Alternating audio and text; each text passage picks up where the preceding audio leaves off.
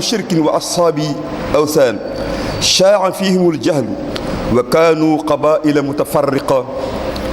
لا تجمعهم صلة دينية ولا مصلحة اقتصادية ولا تضمهم إيديولوجيا سياسية. الحرب تنقض لأتفه الأسباب وحالهم لم يختلف كثيرا عن أحوال بقية العالم،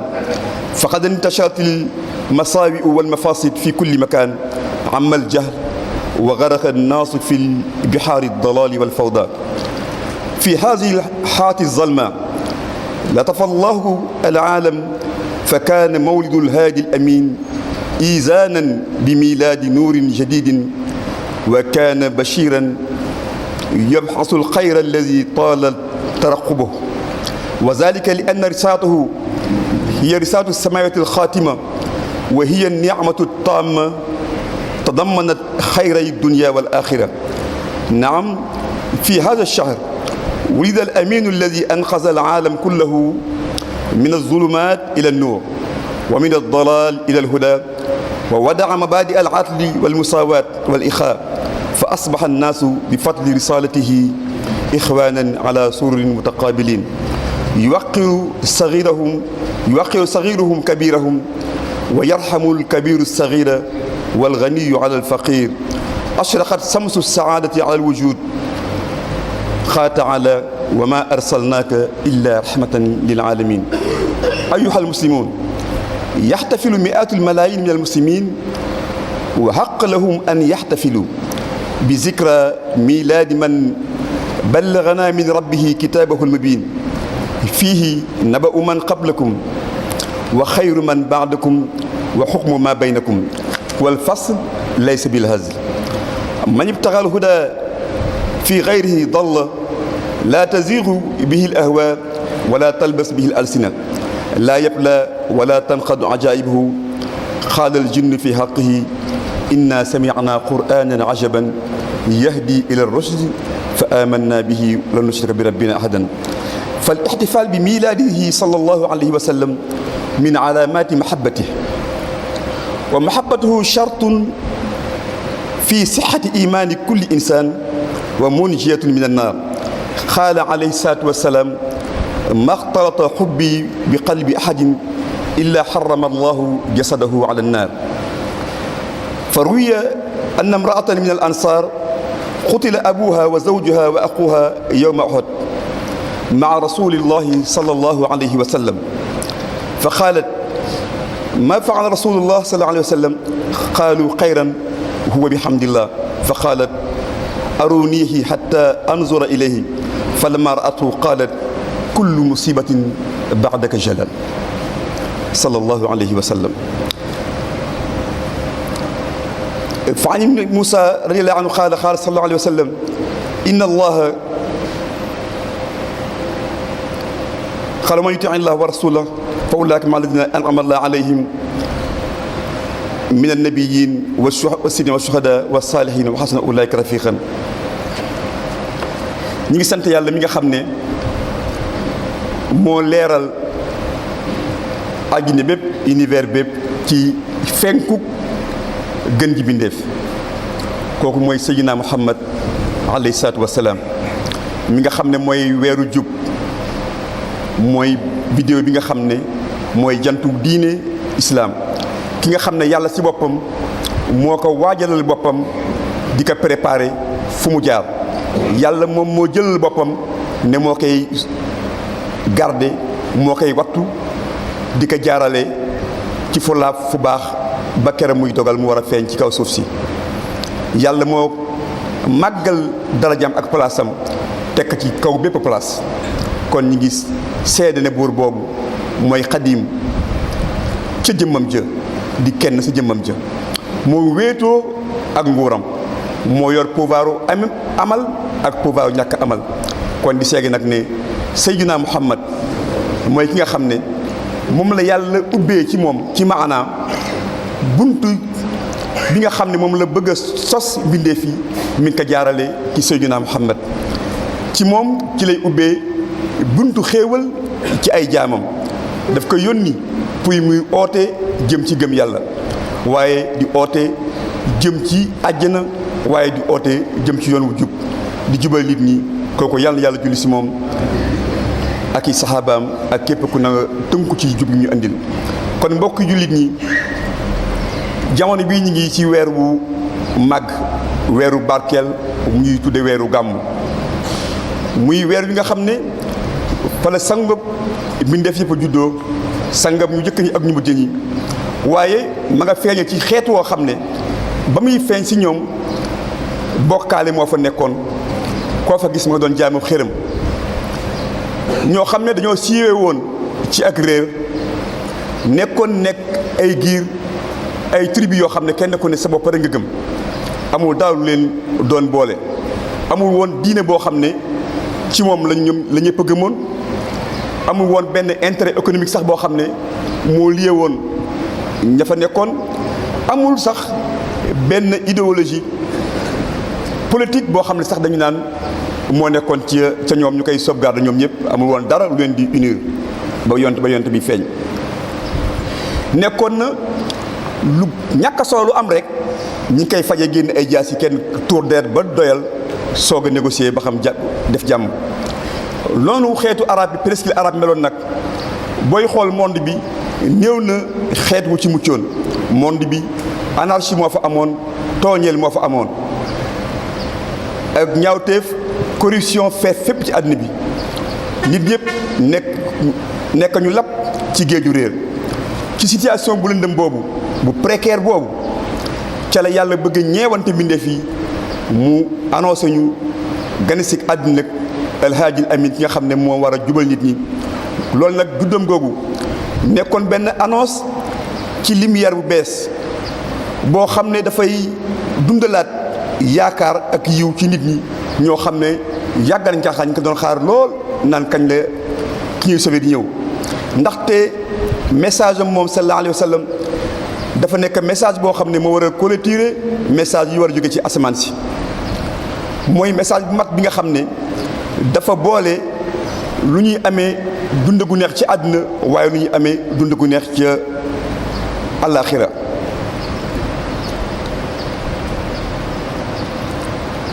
ci weer wi kon ci la al amin mi nga xam ne moo sauvé àdduna bi jël leen ci ak lëndëm yóbbu leen ci réer jël leen ci ak réer yóbbu leen ci ak jub moo teg nag principe yi nga xam ne mooy justice ak maandu ak yamale ak mbokkoo ci suuf si nit ñi mujj nekk leen nekk ay mbokk ci ngëneelu yàlla nekk kenn ku ne di jàkkaarloog sa morom toogaay yi nga xam ne dañ ko daa beddi naan fii noobul yey toog fii jaam yey toog fii ñey toog fii ñey toog lépp yonte boole leen ci benn ndab ñoom ñëpp ñu toog mujj gi mag ñi xale yi commencé jox respect mag ñi jox leen orma waaye mag ñi encore di yërëm xale yi ñi nga xam ne dañoo amoon alal jooju nekkoon luñ leen doon beewloo mu mujj gi seen alal jooju nekk benn moyen bu ñuy mën a jote sax xoolu ki nga xam ne dafa ñàkk ndax ak ñeewanteem foofu nag kon ca la jantu bonheur feeñ ci nit ñi moo tax yàlla nekk man li ma la yónni sa yónnente ci yow da nga nekk cadeau waaye da nga nekk yërmande ngir humanité bépp kon jullit ñi fii mu toll yaakaar naa ay millions wala ay milliards ci ay jullit ñi ngi préparé wu di waajal seen bopp ci côté bu ne pour teeru pour dundalaat fàttali ko waat juddug gëdd mi def boobu yaakaar naa nag yay na si ñun wala yay na si ñëpp ñu feetoo loolu ñu dundal anniversaire bi nga xam ne ki nga xam ne moo ñu jotal jële sa boroomam téereem bu leer bi nga xam ne histoire ñenu jiitu woon mi ngi si pour ñu mën cee tirer ay leçons waaye xabaru ñi war a ñëw sax mi ngi si mooy atte bu mandu bi nga xam ne mooy teqale diggante jub ak ab caaxaan képp koo xam ne da nga bëgg a jub bëgg di ko seet fañan fi dul téereem boobu da ngay sànku te réer mooy téere boo xam ne bu toppa kenn ci bànneexam waaye téere boo xam ne làmmiñ yi du tax mu lëndëm téere boo xam ne ay ngëneelam du ràpp moo tax jinne yi bañ ko déggee ñu wax ci alxuraan ne ñun dey dégg nañu alxuraan bu yéeme boo xam ne dafay nit ñi ci ak jub moo tax ñun dey gëm nañu ko te duñ ko bokkaale kenn kon feetu ki gane ji àdduna gën ji mbindéef dafa nekk benn màndarga buy wane ne dañoo bëgg Seydina Muhammad. loolu kese lañ ci jàng li ci njëkk a jàng te bëgg Seydina Muhammad dafa nekk benn condition pour gëm yàlla. soo gëmee yàlla te bëggoo Seydina Muhammad gëmoo sa gëm amul njariñ. waaye bëgg Seydina Muhammad boobu doy na rek mu nekk suñu pakk bi nga xam ne mooy dox suñu diggante ak sawara. yonte bi alayhi salaatu wa salaam boo wax ne sama mbëggeel sama cofeel du jaxasoo ak xolab bépp nit lu mooy yar la araamal sawara yaramu nit kooku. kon bëgg Seydina Muhammad sabab la boo xam ne day yóbbu nit ñi ci àddina. moo tax benn jigéen ci ansaar ñoom ñi nga xam ne seen bëggeel ci yonente bi kenn mënu ko mesurer ba ñuy xeex Uhud xam ne julli ñi dañ fa perte yu metti lu wat 70 saxaaba gaañu fa. biñ ñëwee di ko annoncé dee yi nekk sa jëkkër gaañu na, sa frère gaañu na, sa papa gaañu na ci Uhud. mu ne lan moo dal yonente bi ñu ne ko alhamdulilah yonente bi day mi ngi si jàmm. mu ne kon wan leen ma ko mag jàkkaarloo moom. ba mu ko gisee daf ko ne musiba bu mën a am tànk yaa ngi dund lu oyof la. kon kooku day wane bëggal bi nga xam ne moom la bëggoon ñoom mu ne que lu mën a xew tànk ñi lay gis rek loolu lu oyof toll la. moo tax bi nga xamee ne saxaaba yi seen cofeel ci moom dafa rëy lool benn saxaaba ne que man daal sama problème bi ko yonte bi ziar fekk mi nekk ci wàccaayu dee mu ne que man daal lenn moo metti xam naa ne yow yowmal xiyaam yàgg yonente yàgg nitu yàlla yu kawe ya fa ngay nekk ñun nag ñu nekk bu même bu dee dem àjjana ñu nekk ci beneen niveau. yàlla wàcc alxuraan ne koo xam ne bëgg nga yonente bi ku bëgg yàlla topp yàlla kam yonentaam bu ëllëgee sa mbëggeel googu moo la yóbbu nga nekk ak ñi nga xam ne ñoom la yàlla xéewaloon jox leen ak nubuwa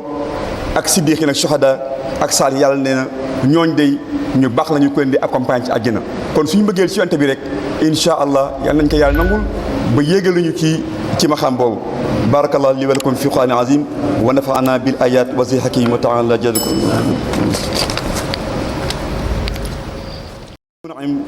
شرف الكون بولادة خير الأنام وأكمل الورى أشهد أن لا إله إلا الله وحده لا شريك له وأشهد أن سيدنا محمدا عبده ورسوله اللهم صل وسلم على عبدك ورسولك محمد وعلى آله وصحبه أجمعين. الاحتفال بميلاده صلى الله عليه وسلم ليس بلبس الجديد وأكل المطاعم الطيبة والمشروبات اللذيذة، ولكن الاحتفال الذي يسر رسول الله صلى الله عليه وسلم يكون في عرض سيرته واختفاء آثاره وإحياء شريعته. فيا خسارة من يجعل مكان الاحتفال فرصة لفعل المحرمات وانتهاك حرمات. فالاحتفال الحق أن يعرف الأغنياء حق الفقراء، الحاكم حق المحكومين، ويتحد الشعب للدفاع عن البلاد من أنواع الفساد دون ضياع الوقت في الشائعات وزرع الضغين والبغضاء. الاحتفال الحق في التعاون على الخير للعام لانتشار الأمن والرخاء في البلاد. الاحتفال الحق أن نعمل جاهدا لنكون أخيارا أبرارا كرما، نطعم الجائعين ونواصي المسكين وننشر تعاليم الدين ونخلق بأخلاقه، نتأدب بآدابه ونربي أبناءنا على الأفضلية والآداب السامية، نربيهم على حب القرآن والإسلام وننشئهم على الاقتداء بصاحب الذكرى صلى الله عليه وسلم. فلنغتنم هذه الفرصة لتقوية الروابط الأخوية وسعوا للأسرة في هذا اليوم المبارك حبا للمصطفى. ويا حبذا لو دعا إليه من قطعه من إخوة وجيران وأصدقاء قبل الذهاب إلى مكان الاحتفال فيستغله الجميع في إظهار المحبة امتثالا لقوله صلى الله عليه وسلم وأوصيكم أن تجعلوا بينكم المحبة فإن أهل الجنة يتحابون ولا تجعلوا بينكم العداوة والبغضاء أنتم كنتم إخوانا. كيف نذهب إلى الحفلة وقلوبنا حاملة ضغن لإخواننا؟ كيف يلذ لنا الطعام والشراب ونحن على علم بأن الجار أو الأخ jaa'a haza la yamutu bi sila ila al islam fal nusir xubbana li rasul sallallahu alayhi wa sallam fi taaluf wal mahabba wa tawadum. kon ñi ngi sant yàlla bu baax mi nga xam ne moo terale bindee fii gane àddina xayru anam di ko seedeel ne moom dong mooy buur bi yeeyoo jàmm di julli si yonentam bi sallallahu alayhi wa sallam. kon feetu ci mawlud nekkul rek ñu koy préparer matériellement jënd ay yére yu baax def ay plat ñam yu neex def ay naan yu sedd loolu kese nekkul li nga xam ne mooy mawlud. waaye mawlud bi nga xam ne bu ñu ko gaaralee jonante bi ci lay bëgg ci aw xeetam mooy ban mooy bi nga xam ne dañuy xoolaat jàngaat biographie am jàngaat ay jaar-jaaram xool luñ ci mën a tiire ci ay leçon suñu àddina bu jafe bi jàngat ci ban yoon la jaaroon bañ mën ko roy waaye jàngat ci naka la ñuy jàppalante pour dundal sunnaam soosu. kon yaakaar naa ne amul kenn ku gën a perte koo xam ne tey jii ma ngay joxante ay rendez-vous ca place ya ñuy gàmmoo ñoo xam ne ñaka sosoon dañ ko sosoon pour bégloo yonente bi waaye yow nga joxe fa ay rendez-vous yoo xam ne la nga fay defi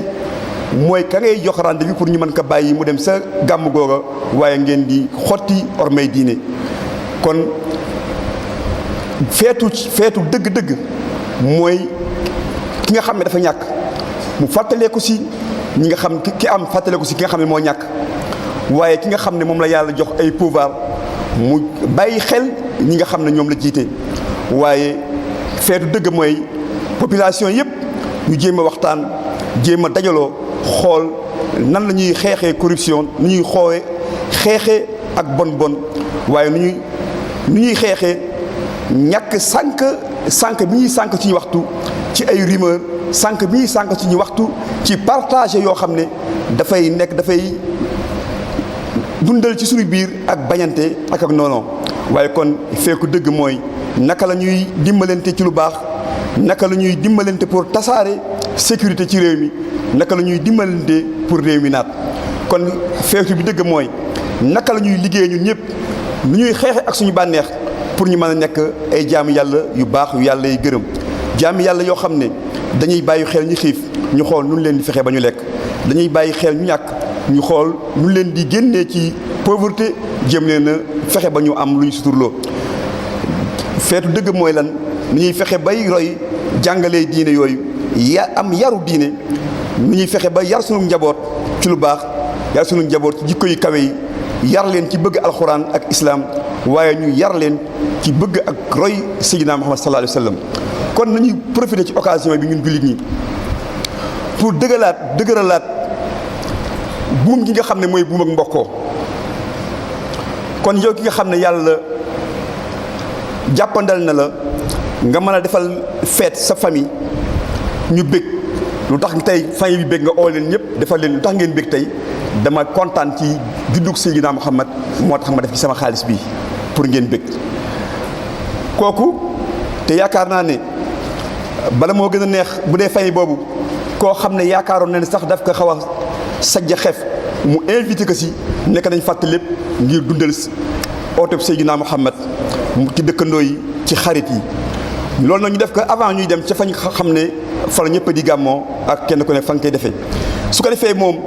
ñëpp daal di mën a feeñal occasion boobu baalonte ak kenn ku ne feeñal sa cofeel ci sa moroom ngir dundal sunna Muhammad sallallahu alayhi wasallam bi mu wax ne maa ngi leen di dénk ngeen def seen diggante cofeel waaye bu leen def seen diggante ak noonoo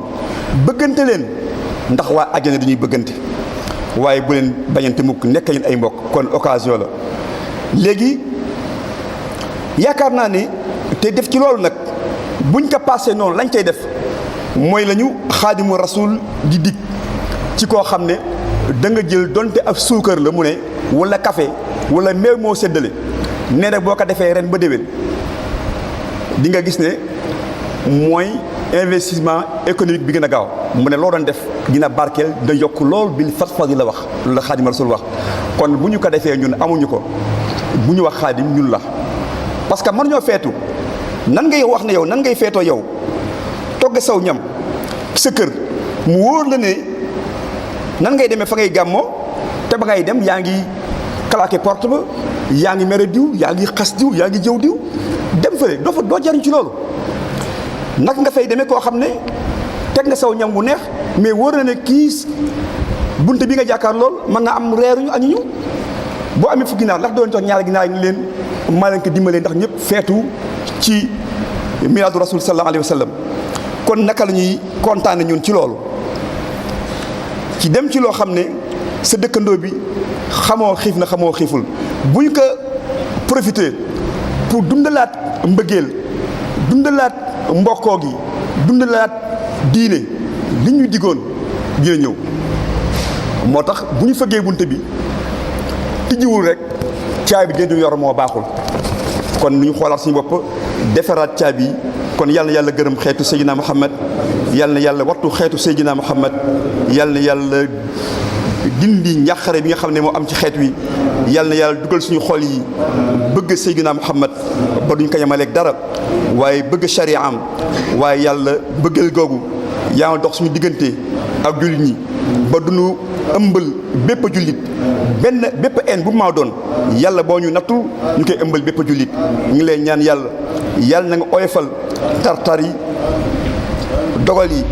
waxuñu la nga tegg même boo ko delloowul yàlla na nga ko oyofal ba ñu mën ko antani ibadallah inna la yawma bil adli wal ihsan wa ita'i zil qurba yaghfir lakum wa li sa'iril muslimin ashhadu anna muhammadan rasulullah على الفلاح على الفلاح قد هامت الصلاة والله أكبر لا أكبر لا إله إلا الله